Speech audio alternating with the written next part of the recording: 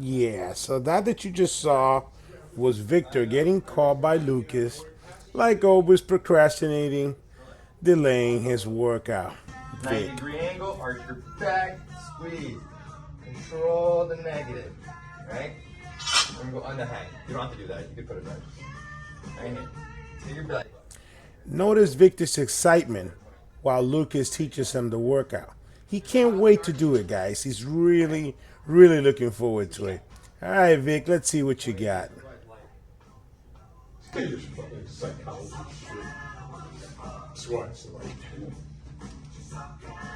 Calorie free, come on. Make me proud. Bruno already disappointed me yesterday. Oh no. His 1 week streak's gone. There's one what? His streak of listening to me is gone. It was good while it lasted, you know? Yeah, at least you got a win. Yeah. Let's go. You gotta prepare for spring break. Notice how he's able to hold the weight, laugh, and do this exercise with confidence.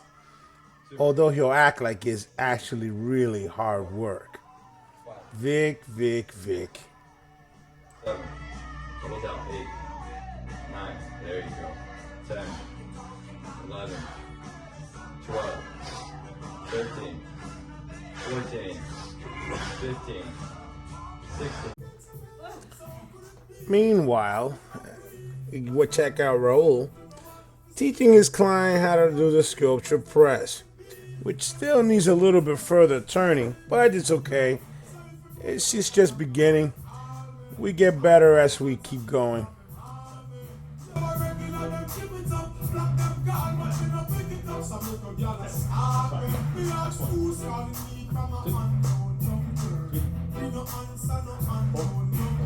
So as you can see, we are now going into pretty much an upper body circuit. Now this upper body circuit has a few exercises. You notice we just did the sculpture press, which obviously engages all 3 heads of the shoulder.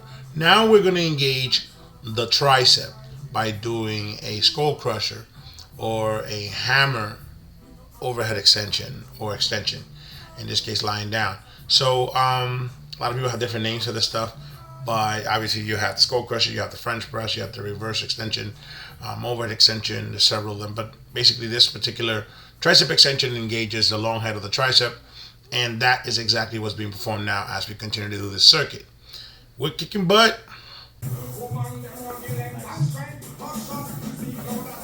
So the way we do it is, as you progress in the sets, we drop the reps, but we increase the weight. So that's the exponential part of the EMFT method to make them bigger gains. Yes, and he's exactly right.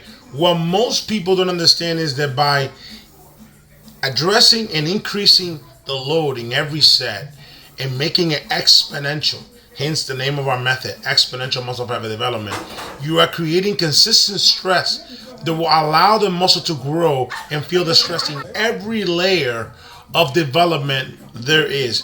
Unlike other methods where you just kind of stay static and perform and move weight around, our method continuously brings stress to an area to allow for hyperplasia to occur. 12. That's it. Awesome.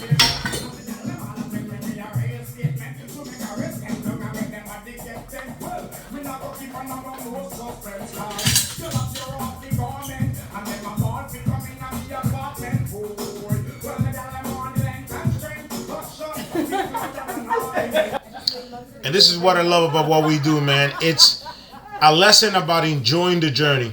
We have fun, we enjoy ourselves, because at the end of the day, if you enjoy the journey, you don't have to wait till the end of it to savor its success. You're enjoying the journey, you're embracing it. That's exactly what it's about. Have fun with it, because at the end of the day, you're spending money to keep it versus keeping money to trying to get it.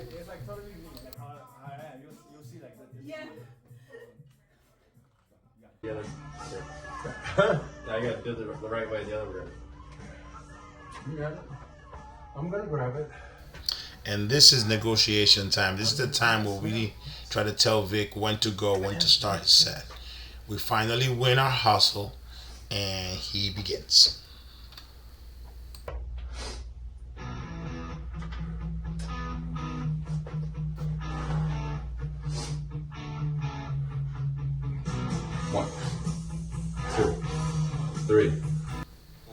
I will say this. Now, a lot of people, we give Vic a lot of crap, but let me tell you something.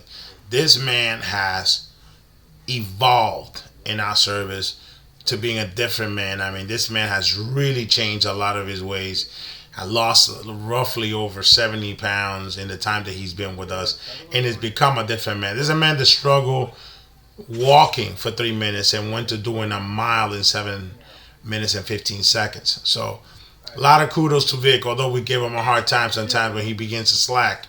It's because we love him, and just like we do for all of our clients, we want to give him that special Sculpture Fitness love of really, really, really showing them how much we care for him, because we want his success to continue as it has over the years. So great job, Vic. Great job.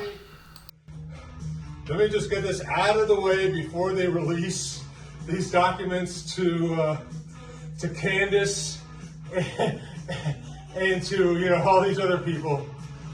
The Israelis did not kill JFK. They want you. It's time for a fitness lesson, guys. Get ready to learn something new. So today we're going to be talking about something that kind of irritates me. It's a subject that irritates me, but I'm going to use it, to better serve you in this fitness lesson, which is people are always saying to do cardio last because you're going to become this fat burning machine, right? So the fat burning machine happens because everybody's is so afraid of burning in their cardio, their glycogen, because glycogen is the ultimate power that we possess in order to lift weights, apparently. But that's not true. Why? Because we first need to understand what glycogen is. So glycogen is glucose with oxygen, with oxygen. O2. The problem is that when you have that 20-minute storage of energy that you preserve, which takes 24 hours, 24 to 48 hours to regenerate in the body, sometimes it could be less. And it varies per person because it's 20 minutes, 30 minutes average, but that can vary. Somebody who's bigger is obviously going to have a little more, depending on how much muscle they have in their body. How big is their lean body mass, right? Because that's what the glycogen actually stores. Glycogen occurs by something that happens in the liver called the Cori Cycle in the form of the neoglycogenesis. Now, neo means first. There's a reason why the neoglycogenesis happens in the liver, and the second one of it happens in the muscle, all right, which is glycogenesis, right? So here's what happens, guys. Everybody is so scared of becoming catabolic and not doing cardio before because they must do it after. They're ignoring two things. Their arteries are constricted when they're about to approach their anabolic resistance training, right? Otherwise known as strength training. But as a result, don't realize that they're causing a strain on the heart. Because what happens is that when you work with a seized artery, you are going to now cause a resistance onto the heart that is a negative resistance that can cause the heart to essentially thicken and get what is known as cardiomyopathy or hypertrophic cardiomyopathy. So, glycogen is not the fat burning source that everybody is thinking that they're going to get rid of before their training, and they say, oh, but Jose, if I do cardio before, then after I'm not going to have any energy to work out. If you're having a tough time doing a mile, which essentially will burn up to maybe 120 to 130 calories, okay, a mile. And after that mile you're stretching, you're completely depleted of all your glycogen to work out, then you are seriously malnourished. You have a serious problem in your diet that you must address because you're obviously not eating enough, you're obviously not eating correctly, and you're not training correctly in the process. So a mile run, it's not the same thing as going on an elliptical or a treadmill and doing this at a very slow pace or moderate for 20 to 30 or 40 minutes. What you're doing in that process, especially post-training, is that you're interrupting the recovery cycle of the body. You don't want that. Literally, if you study the Cori cycle, you're going to realize that the last stage of that Cori cycle, after all the sugars are burnt, which you will if you have a proper workout, after you have now begin to explore going into fat usage for energy, because yes, you are going to use fat for energy once you get rid of the glycogen, because the glycogen goes first. So why wouldn't you want to get rid of that glycogen first? It's the main question I have for you. What is this whole fear that you're not going to have energy when you are most likely storing body fat right now that your body can utilize for that precise essence? That's the whole essence of you creating body fat. So I don't understand what this fear is. Doesn't make sense to me. All you're doing is working out with a closed artery versus an open artery, which restricts blood flow, and as a result of that causes cardiovascular condition known as cardiomyopathy. So essentially, guess what? You might think you're doing a great thing now, you're gonna suffer later. You've never seen an athlete begin to play a sport and do cardio after.